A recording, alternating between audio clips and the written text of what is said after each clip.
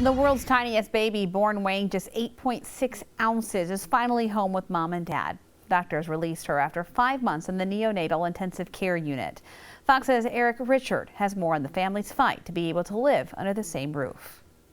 They told my husband that he had about an hour with her and that she was going to pass away. But that hour turned into 2 hours, which turned into a day, which turned into a week. At just 8.6 ounces, this is Sabi, the true definition of a miracle, and now the world's smallest baby to ever survive. Particularly when she didn't have any major complications, like a lot of babies have bleeding in the brain from being born so prematurely. She never had any.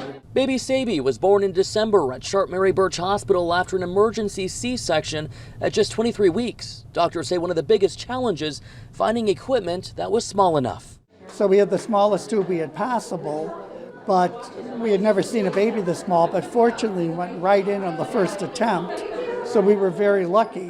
One lucky and remarkable journey, beating all odds. Sabi is now a little more than 5 pounds and left the hospital earlier this month. Oh my gosh, there's probably so many things I would want to say to her, but I hope she knows how remarkable she is and what a fighter she is and the strength that she showed us through her stay. And in this video taken by hospital staff, you can clearly hear an emotional mom incredibly thankful to the nurses and doctors. I don't want to cry.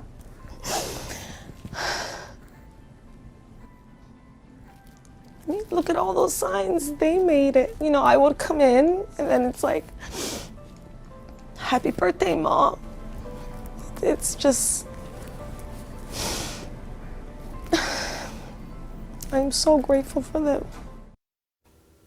The number of measles cases in the U.S. in 2019 has passed a 25-year high, and experts say it isn't clear when the wave of cases will end. Health officials reported 971 cases this year, topping the 963 cases reported for all of 1994. The vast majority of cases are in New York City, but cases have been reported in 26 states, including Michigan. Chances are you've heard of the keto diet as a way to lose weight, but that low-carb and high-fat diet has a lot of people asking questions. You're in luck, though, because Tori Dunnett has some answers. People make cookies with it, you can bake with it. Danielle Malone worked hard to get where she's at today. For me, lowering the carb intake, I was able to move around better. My joints felt better. For years, she tried calorie counting, apps on her phone. Now she biohacks her own body. I believe there's different types of keto. A modified keto diet finally stuck.